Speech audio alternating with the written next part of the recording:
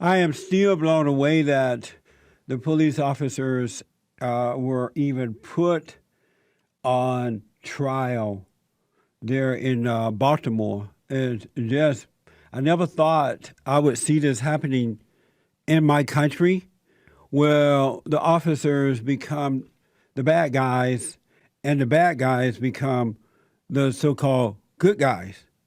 This is mind-blowing. Talking about this Freddy Gray case, well, the first officer, William Porter, trial ended in a hung jury, and many concerned that there would be another riot in Baltimore.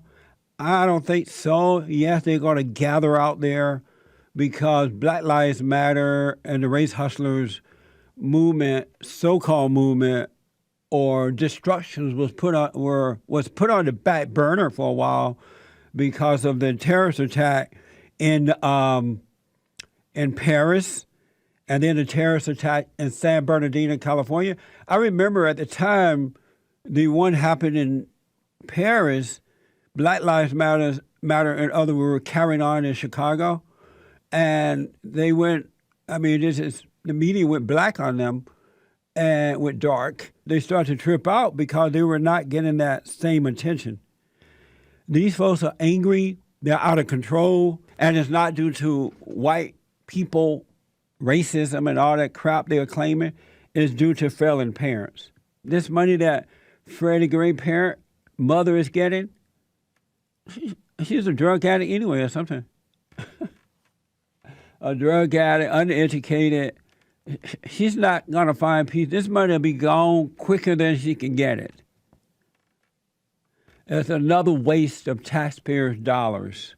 Anyway, here's a soundbite where the family settled for, Freddie Gray family settled for over $6 million.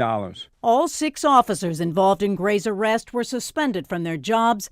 A federal investigation was launched, and the state police were brought in as protests erupted around the city. All night, all day, we gon' fight for Freddie Gray. Freddie Gray was buried on April 27th.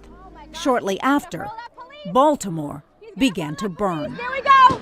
The case made national headlines as looting became rampant and the city was under siege. My brother's keeper. For days, protesters marched demanding justice. No justice, no peace. The National Guard was called in and a curfew put in place. On April 30th, Gray's death was ruled a homicide, and the state attorney announced criminal charges against the 6 officers.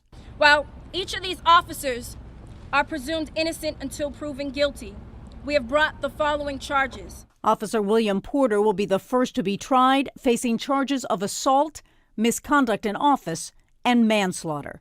But defense attorneys for the 6 officers are arguing they cannot get a fair trial after the city approved a $6.4 million settlement for Freddie Gray's family in September. Wow. It's all about the money. I'm telling you, I'm going to go and make a baby, and I'm going to raise it as a thug, and so that he or she can go out in the street, get killed after robbing a liquor store. And I'm going to cry racism, police brutality, and get me some of that money. That's what's going on. That's all it's about. The redistribution of power and wealth. Take it from me, these parents do not care about the death of their thuggish children, and nor do Black Lives Matter or Barack Obama or Louis Farrakhan or Jesse Jackson or any of these people. It's an opportunity to use this to gain power and wealth. And white people, if you don't realize that, and you don't realize that, you know what? I don't know what else to do for you. Here is the final soundbite on this Baltimore Mayor Stephanie Blake. This is after the hung jury trial of police officer William Porter. She says, let's show the country how to be peaceful. Let's go to Baltimore, where the mayor and police commissioner are speaking after the jury could not reach a verdict in the first Freddie Gray trial. Let's take a listen. We have worked relentlessly to unite Baltimore with a resolve to have peace in our streets. We have a chance to show the country how to be heard peacefully, respectfully, and effectively. I know that as a community, we are up to the task. Thank you. Thank you, Mayor. For the protesters, and there are certainly protesters out on our streets right now, and there will be in the days to come. We respect the right of Americans to protest.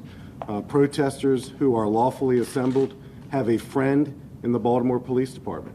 We are here to serve as peacekeepers, quite frankly. So we respect the right to protest. We respect protesters and what they have meant for so many years in this great country of ours. And those protesters who are lawfully assembled, again, will find that our police department respects them and will do everything we can to afford them the ability to protest in this city.